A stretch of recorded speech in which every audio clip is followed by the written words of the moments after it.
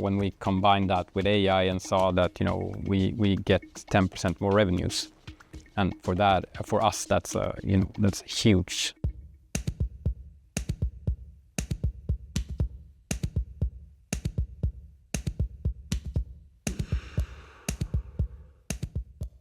Usually we're talking about optimization and efficiency. How can AI actually drive Ingrid Capacity's bottom line? In several ways. One, again, I mean, for when we operate our assets, that's basically the main revenue that we have in the company. So if we can do that, 5 or 10% better, has a huge impact on our asset base and our total revenue as a company and the bottom line. And also we do a lot of grid analytics, and we look at the grid and do grid screening and stuff like that. Here we also see that AI and different kind of tools to make forecasting of a future system, it actually increases the precision that we have when selecting our sites, when choosing where to build, and choosing what market to entry, and we can now we can deal with amounts of data that we were unable to deal with. We wouldn't have been able to deal with that kind of amount of information that we are dealing with today without AI and smart tools to handle data. In your job, you definitely need to have your think hat on an everyday basis. And maybe you actually can see some broader perspectives on AI. Any thoughts on your side how AI can actually transform businesses and societies in a broader perspective?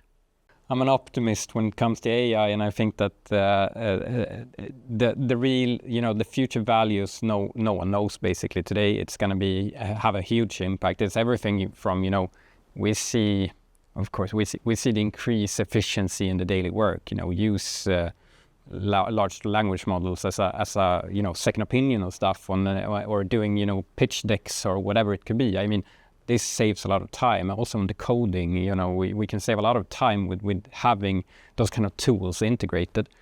But I basically think that we've just seen the first wave. This is nothing compared to the future, and what that is, I mean, somebody smarter than me is probably better to answer that. But I think it's going to be a major push. Any point in time where you had sort of the epiphany of, wow, this thing AI is really going to be material and have a big impact? Yeah, I think that when we saw with the first combination of our scenario modeling and our stochastic modeling, when we combined that with AI and saw that we get 10% more revenues. And for us, that's huge. Double digit, indeed. So that was, for me, it's like, yeah, this can be huge. And what made you take the decision to go Google Cloud?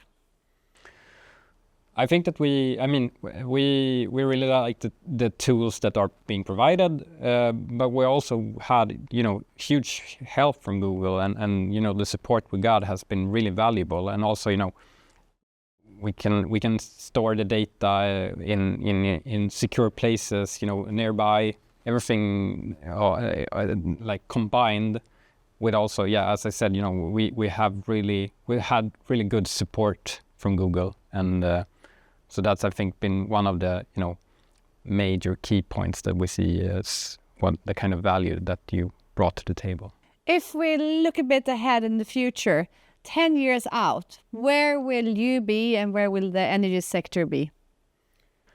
I mean, my vision for the company and for Ingrid is that we're becoming the largest supplier of flexibility in the system for the European system.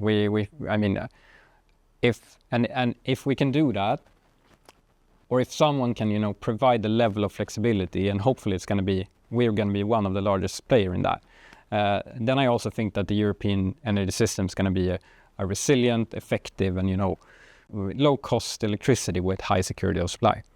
I mean, you will need a lot of production, of course, and that's a key point. But we also need to build out the production smart. You have to combine it with flexibility, and you have to add on this kind of also tech smartness within the system, because otherwise the green transition will happen somewhere else.